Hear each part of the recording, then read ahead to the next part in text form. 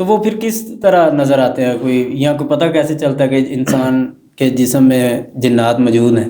اب دیکھیں کہ جس طرح وہ حدیث میں آتا ہے کہ جنات کی 3 صورتیں ہیں. جی جی. ایک قسم تو جنات کی وہ ہے کہ جو گھروں میں رہتے ہیں، ٹھیک ہے. اور ایک قسم وہ ہے کہ جو کبھی کبھار شکلیں چینج کر لیتے ہیں، اور ایک قسم وہ ہے کہ جو ہواؤں میں رہتے ہیں.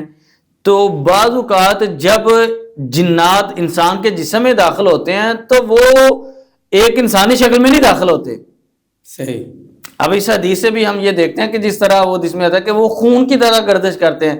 اب یوں سمجھ لیں کہ وہ ایک ہوا کی طرح، ایک لہر کی طرح یا ایک دھوئیں کی طرح انسان کے جسم میں داخل ہو جاتے ہیں. صحیح. اب جب داخل ہو جاتے ہیں انسان کے جسم میں اور اس کے جسم کے اوپر پورا کنٹرول کر لیتے ہیں، پھر اس کے بعد وہ انسان کے ہی جسم سے، اس کی ہی زبان سے وہ باتیں کرتے ہیں. یعنی کہ دیکھنے والا یہی سمجھے گا جس طرح کہ اکثر عاملین وہ دم کرتے ہیں تو وہ حاضری ہو جاتی ہے. جی. تو بعض اوقات جنات کسی شکل میں بھی آ جاتے ہیں، جس طرح سانپ کی شکل میں، کتے کی شکل میں، انسان کی شکل میں بھی جنات آ جاتے ہیں. لیکن جب انسان کے جسم میں داخل ہوتے ہیں تو پھر اس وقت شکل نہیں ظاہر ہوتی، پھر وہ انسان کی زبان سے اس وقت کلام کر رہے ہوتے ہیں.